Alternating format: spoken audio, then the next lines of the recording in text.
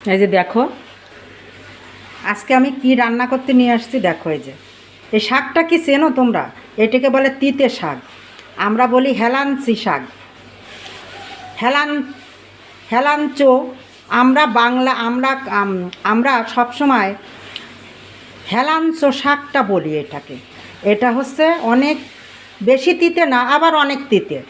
সবাই খায় আবার খায় না, কিন্তু এই শাকটা এখন খাওয়াটা খুবই দরকার।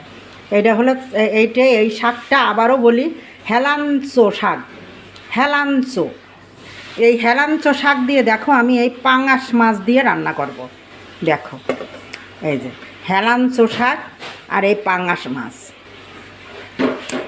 দেখো এই শাকটারে ধুয়ে কুটে নিয়ে আসছি। দেখো এই যে শাকটা হেলাঞ্চো শাক বলি। এটা অনেক তিতে, কিন্তু যদি রান্না করা যায় সুন্দর করে কোনো তিতে লাগে না, একদম উস্তের মতনই লাগবে, উস্তের চেয়েও কম তিতে এটা। এখন এই শাকটা অনেক খাওয়া যায়, এখন তো গরম অনেক, এখন এই শাকটা একটু তিতে কম লাগে।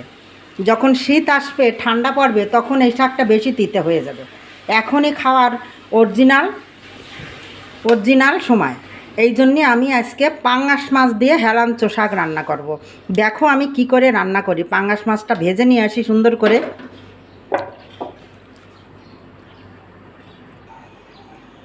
এই যে দেখো সুন্দর করে হলুদ লবণ মাখানো হয়ে গেছে, কিন্তু তোমরা মাছে সবসময় হলুদটা কম দিয়ে মাখাবা, তাহলে মাছটা ভাজা সুন্দর হবে এবং খেতেও অনেক স্বাদ লাগবে। আর বেশি হলুদ দিলে মাছটা যখন তরকারিতে দেওয়া হবে তখন ওইটা হয়ে যাবে তিতে তিতে।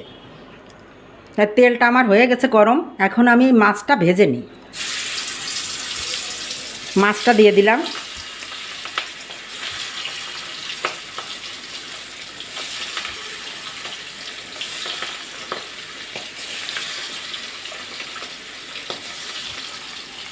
মাছটা ভেজে নিই। এই দেখো আমার তেল গরম হয়ে গেছে, আর আমি এখন একটা পেঁয়াজ, যতটুকু হয় এই একটা পেঁয়াজ,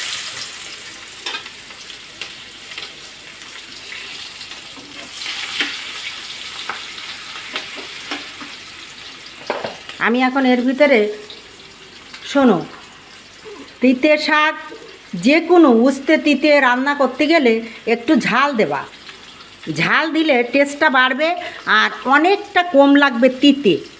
দেখো তোমরা পরীক্ষা করে, এই যে মাপ, তোমরা যেমন ঝাল খাবা ঠিক তেমনভাবে ঝালটা দিয়ে দেবা। আমি 5-6টা ঝাল দিয়ে দিলাম।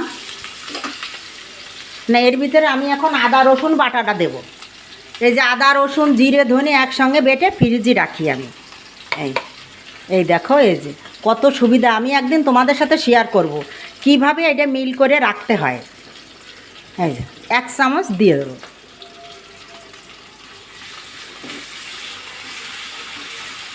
বেশি মশলা দিয়ে রান্না করা যাবে না তো,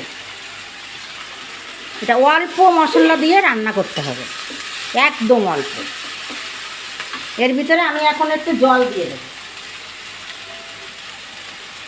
এই যে হালকা একটু জল দেবো, যেহেতু হলুদ লবণটা দেবো ওর ভিতরে, জলটা দিলে ভালো হবে।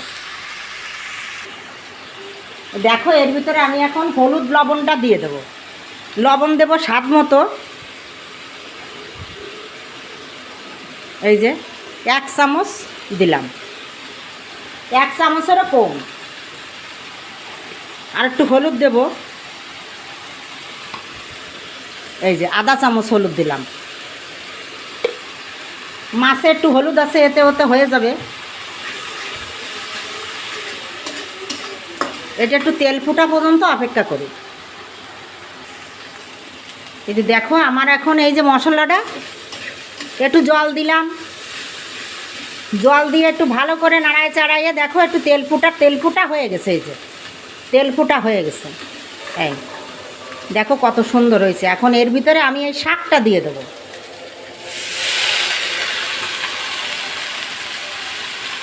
এই শাকটা দিয়ে একটু নাড়াইয়ে চাড়াইয়ে এর ভিতরে আমি এখন জল দিয়ে দেবো।